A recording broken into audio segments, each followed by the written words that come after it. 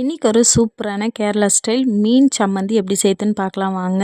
அதுக்கு இந்த மாதிரி முள் சின்னதாக இருக்கிற மீன், அப்படி இல்லைன்னா முள்ளே இல்லாத மீனாக எடுத்துக்கோங்க. நல்லா கழுவிட்டு உப்பு, மஞ்சத்தூள், மிளகாத்தூள், கொஞ்சமாக தண்ணி சேர்த்து மிக்ஸ் பண்ணிக்கோங்க. நான் தேங்காய் எண்ணெய் சேர்த்து நல்லா மிக்ஸ் பண்ணி எடுத்துக்கிறேன். இப்போ அடுப்பில் ஒரு பாத்திரம் வச்சுட்டு தேவையான அளவு தேங்காய் எண்ணெய் ஊற்றிட்டு நம்ம மிக்ஸ் பண்ணி வச்ச எல்லா மீனையும் இதில் சேர்த்துட்டு நல்லா டீப் ஃப்ரை பண்ணி எடுத்துக்கோங்க. இப்போ இதுக்கு அரைக்கிறதுக்கு ஒரு மசாலா எடுத்துக்கலாம். தேங்காய், சின்ன வெங்காயம், இஞ்சி, அதுக்கப்புறம் நான் காந்தாரி மிளகு எடுத்துருக்கேன். உங்கள்கிட்ட காந்தாரி மிளகு இல்லைன்னா பச்சை மிளகு கூட சேர்த்துக்கலாம். இது எல்லாத்தையும் மிக்சியில் சேர்த்துட்டு நல்லா கொரகொரப்பாக அரைச்சி எடுத்துக்கோங்க. இப்போ நம்ம வறுத்து வச்ச மீனையும் இதில் சேர்த்துட்டு தண்ணி ஊற்றாமல் கொரகொரப்பாக அரைச்சி எடுத்திங்கன்னா ஒரு சூப்பரான மீன் சம்மந்தி ரெடி ஆயிடுச்சு. கண்டிப்பாக ட்ரை பண்ணி பாருங்கள். ரொம்ப டேஸ்ட்டு சூப்பராக இருக்கும். இதை செஞ்சதுக்கப்புறம் கடவுள் கோச்சிக்கிறாரோ இல்லையா, இதை கண்டிப்பாக செஞ்சவங்க கோச்சிப்பாங்கன்னு சொல்லிட்டு தான் வேகமாக கொஞ்சமாக சோறு எடுத்து பிசைஞ்சு சாப்பிட்டாச்சு.